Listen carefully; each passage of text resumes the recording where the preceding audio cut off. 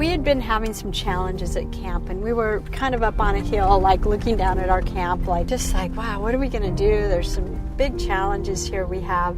And we looked down, or we looked out, and there was about 20 blackbirds. They were actually ravens, just all over. I'd never seen them that thick over the camp. This was like a kind of a prophetic picture of what was going on. You know, we looked at that and my heart just jumped, and I said, you know what, this needs to stop. So I said, God, bring the good birds right now, just bring the good birds. And I was thinking more spiritually. I wasn't thinking physically. Right then, about 20 feet over our head flies this huge bald eagle. And we're both just like, whoa, okay. So then I felt the Lord saying, you need to tell it what to do.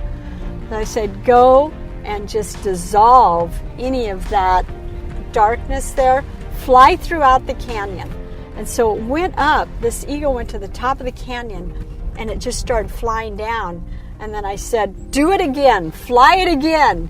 And it actually flew it again. Wow. And I mean, I was in shock, but there was so much faith and that was building in me. And that for me was the turning point, because I knew that this connection with us and nature, that it's waiting for us to really guide it. It's waiting for us to call it to its destiny.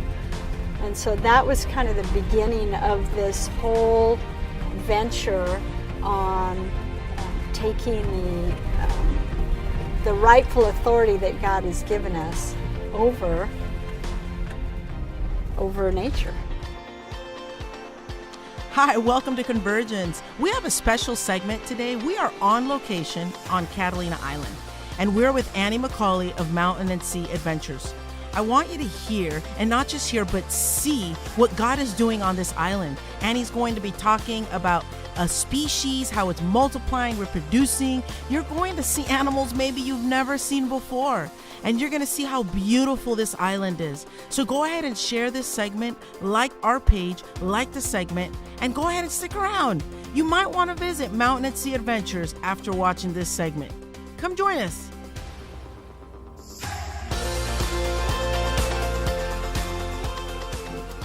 Annie, thank you very much for being with Convergence today. It is an honor to be here on site. Yes, thank you for coming out.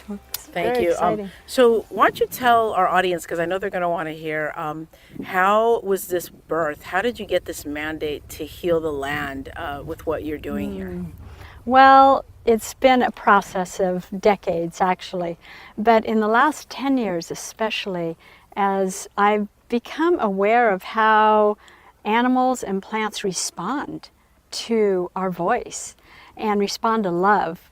And I'm passionately in love with creation, with the plants, the animals. And so we just started seeing when whether it was snorkeling or we were with the whales or even on the beach with little flies, they respond really well to the voice. Wow. So you're it's something you're passionate about. You definitely are connected to the land. Oh, you're definitely connected to the animals.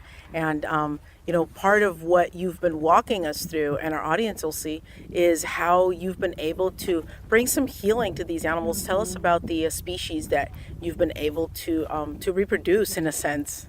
Well, so a few years ago, actually for about 15 years, when we would snorkel or dive, we would never see any abalone. They were pretty much gone in Southern California. And about 10 years ago, we started to see one here and one there, and they would just, I thought, wow, is the species coming back? That would be really exciting. And so then I had a prompting to start saying, you know what, the destiny of the abalone is to live along these shores. And so we started going in and just making declarations. Be healed. Sea, be healed, to be able to receive the abalone. Give them the nutrients, and then we'd speak, be fruitful, multiply. Within about 4 years, and we decided, let's do a scientific project to see certain coves that we declare and pray over and say, come back, and other coves that we're not saying anything to. and we've seen incredible results. This is the cove that we have been deliberately saying, be fruitful, multiply, come back into your destiny. This is the cove that we've really seen incredible things happen.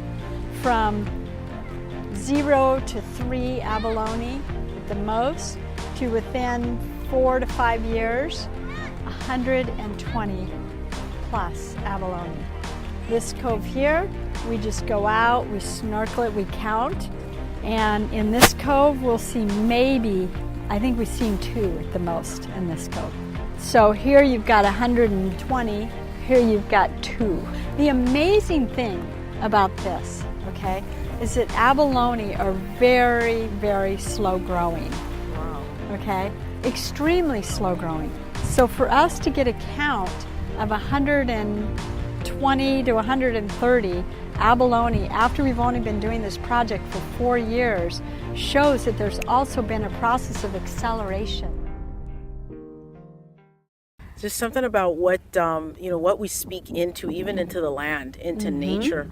And now you also have been talking to us about even how the land in of itself is waiting for us to arise. How can someone who's watching this, how can they align to that vision of healing the land? Like, what can they do? Maybe they're like, well, I'm over here, you're over there in that wonderful island, but what's something that they can do from home? That's a really great question. So we do believe that restoration is really important. And so one of the things you can do first and foremost is love each animal and plant and the wind and all of these, all the parts of creation. So that's number one. And if you don't have that, start asking God, give me a love and a passion for these animals, for these plants. It has to start there. And secondly, take like a rightful, loving authority over them. Come into your destiny. Whether it's ants trying to come into your house or whether it's a whale as you're down whale watching, and we notice as you bless them and you, like I said, just falling in love with creation. Yeah. Now, you're not necessarily in the 4 walls of a church, obviously. Right. This is not, but you're obviously, you're also speaking into not just the land and not just speaking into the animals, but I know you mentioned you're speaking into the next generation. Into children. How do they come into this with regards to Mountain and Sea Adventures? Like, how do they, I love that you get to touch every little section here of life. How do you speak into the next generation with regards to healing the land? Well, the first thing is we want to be hope brokers. So much of the environmental movement is about negativity and it's all going to, die off and we're in a terrible place, and that makes people hopeless. And so what we do as far as speaking into the next generation, is we do environmental science camps where we have about 5,000 kids a year. And we've had about 100,000 go through our programs. And we build hope. We tell the truth about what are the issues. What are the problems with the ocean and the plastic? What are the problems in the land? What are the problems in the air? And then you guys, what do you think you can do about it? So we empower them to be able to get in small groups and make a difference and give their ideas. That's so wonderful. And I love what you said, hope brokers, hope builders, because you're right. We always hear about, how everything's going to disintegrate into one big abyss because we're not taking care of the land. And definitely we don't want it to get there. But to look at this as an issue where there's hope. Right. It's something that we need to bring awareness to, but there's hope, there's not hope lost. And so the next generation, we're looking to them to carry this, to carry this torch. And so, what's something that you would want to speak into those watching with regards to the church and environmental issues? Because I know that a lot of times no one would think that they go together. So maybe today you can actually help someone renew their mind with regards to an environmental issue and the church. So in the beginning, when Adam and Eve fell, the earth fell as well. All creation fell with it, and that's really obvious. Then when Christ came, we got redeemed. So it's our job, I see all through the scriptures, it's our job to redeem creation. It's not somebody else's job. It's not even to say, oh, I pray that the ocean will be healed. It's our job to do it. It's our responsibility to get out there and to make the change, make the difference, to call all creation into its destiny.